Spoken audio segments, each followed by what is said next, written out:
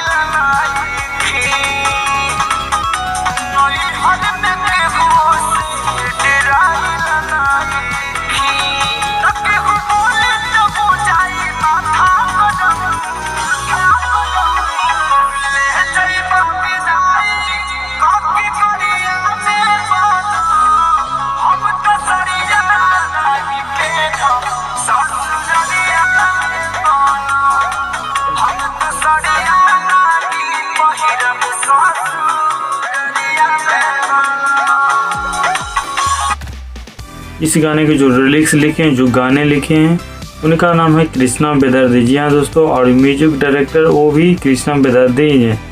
Lyrics और music दोनों कृष्णा बेदर्दी ही दिए हैं दोस्तों। गाना लाजवाब बवाल है। ये जो गाना रिलीज किया गया है सुजया भोजपुरी चैनल से। जी हाँ दोस्तों, सुजया भोजपुरी चैनल से देखिए ना।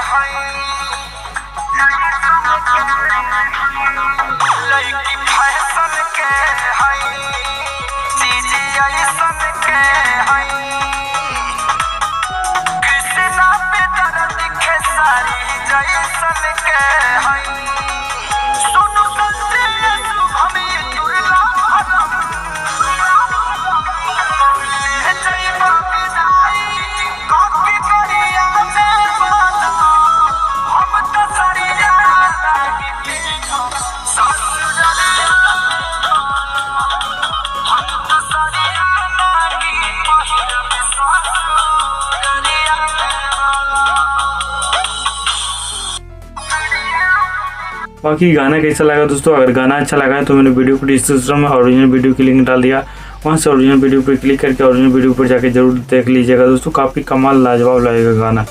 या तो सुजया भोजपुरी चैनल पे जाके वहाँ से ओरिजिनल वीडियो जाके देख लीजिए, कमाल लगेगा। वीडियो कैसा लगा दोस्तों? अगर वीडियो अच्छा लगा है तो मेरे भी चैनल को सब्सक्राइब कर दीजिएगा, लाइक कर दीजिएगा। Thank you so much.